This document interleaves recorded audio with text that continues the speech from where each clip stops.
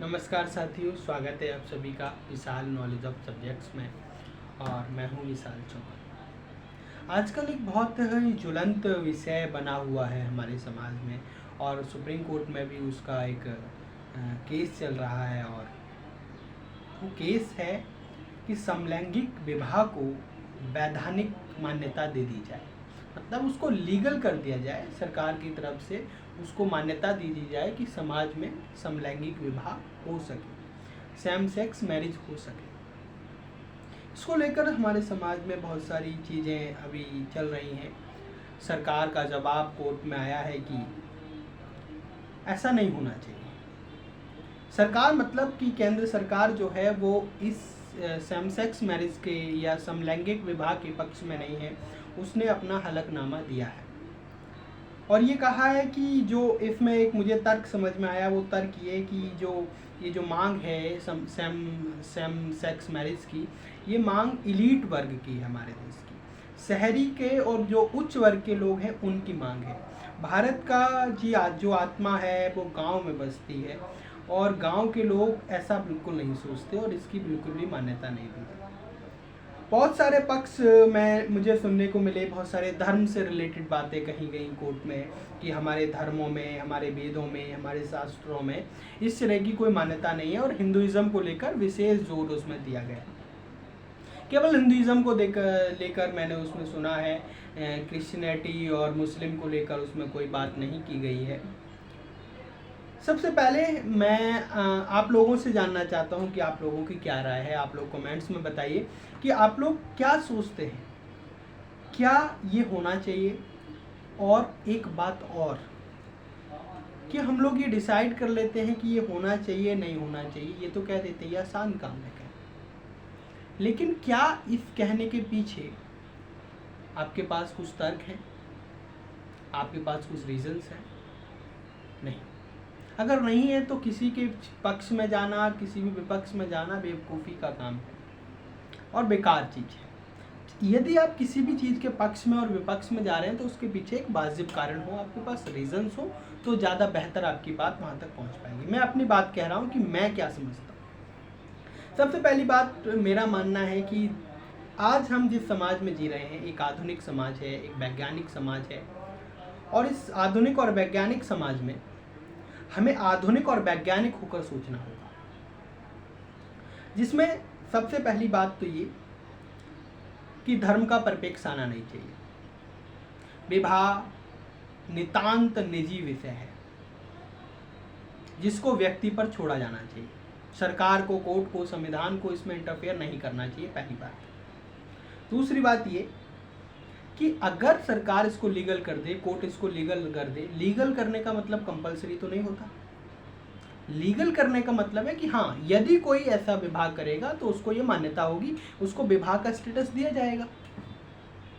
तो देने में क्या जा रहा है, जिसकी जो इच्छा होगी करेगा। जैसे मैरिज होती है वैसे उसमें मैरिज होगी। मान्य वैधानिक कह देने का, लीगल कह देने का मतलब वो कंपलसरी नहीं हो गया ना।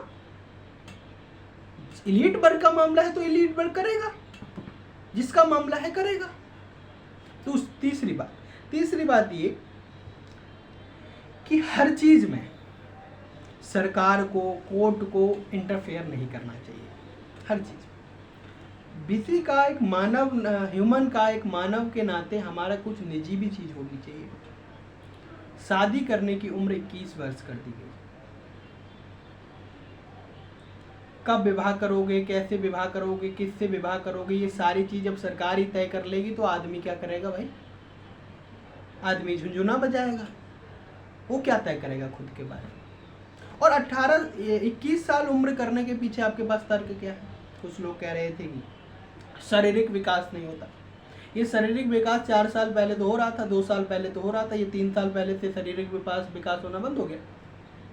अभी बंद हुआ है 2 साल पहले। 2 साल पहले, 1 साल पहले तुमने 21 साल की है। अगर हम 18 साल की उम्र में सरकार कौन सी बनेगी, पार्टी कौन सी अच्छी है, गवर्नमेंट क्या कर रही है, ये हम जान सकते हैं, तो क्या हम 18 साल में अपने पार्टनर के बारे में नहीं चूज कर सकते? एक सिंपल सा प्रश्न है। मैं सरकार से, कोर्ट से सबसे पूछना चाहता हूँ कि मनुष्य होने के नाते कुछ निजी चीज़ें भी होती हैं जिन पर हमें विचार करना चाहिए, समझना चाहिए, जानना चाहिए, जिस पे कि बिल्कुल भी प्राइवेसी का हनन होता है, निजता का अधिकार का दिनों दिन हनन होता चला जा रहा है। हर चीज़ में कोर्ट और सरकार इंटरफेयर कर रही है, जो कि एक अच्छे समाज के लिए मुझे नहीं लगता बेहतर है। एक हमें बहुत आधुनिक और बहुत ज़्यादा मॉडर्न होकर मतलब अच्छे विचारों के साथ हर चीज़ पर सोचना चाहिए। हर चीज़ में हम अगर वही पुराण वेद शास्त्र बातें ले आएंगे तो हम आज के संदर्भ में कैसे सोचेंगे। वो वेद पुराण शास्त्र उस समाज के संदर्भ में थे और आज की बातें आज के समाज के संदर्भ में। कुछ लोग कहते हैं कि यदि ऐसा किया जाएगा तो वो जो होगा वो क्या होगा कि नेचर का विरोध हो जाएगा, प्रकृति का विरोध हो जाएगा। सबसे पहली बात कि मनुष्य जो है, मनुष्य जो जिंदा है वो नेचर के अपोजिट चलने के कारण ही जिंदा है।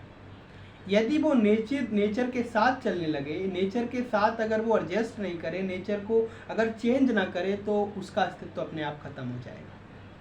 सबसे पहले बात, हम कपड़े पहनते हैं, भोजन पका के खाते हैं, घर बनाते हैं, ये सारी चीज़ गैर प्राकृतिक है, नेचर का विरोध है।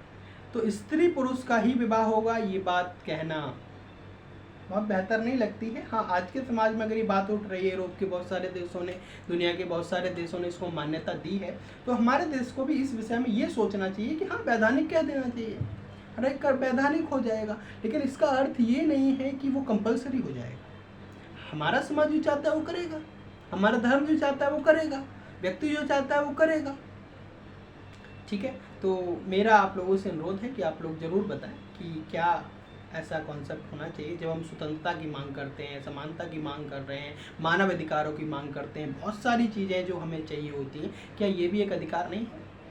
क्या ये भी एक राइट नहीं होना चाहिए मनुष्य के पास? आप लोग विचार ज़रूर कीजिएगा और फिर बताइएगा कि कमेंट में बता सकते हैं आप लोग कि क्या इस तरीके से भी सोचा जाना चाहिए। क्या कोर्ट और कोर्ट के वकीलों को इस तरह की भी बातें सोच लेनी चाहिए, पार्लियामेंट और भारत सरकार को इस तरीके से भी विचार कर लेना चाहिए। क्योंकि हर चीज़ को एक ही तरीके से सोचोगे तो हम कुछ नहीं कर पाएंगे। ठीक है, आप लोग विचार करिएगा और बताइएगा। धन्यवाद।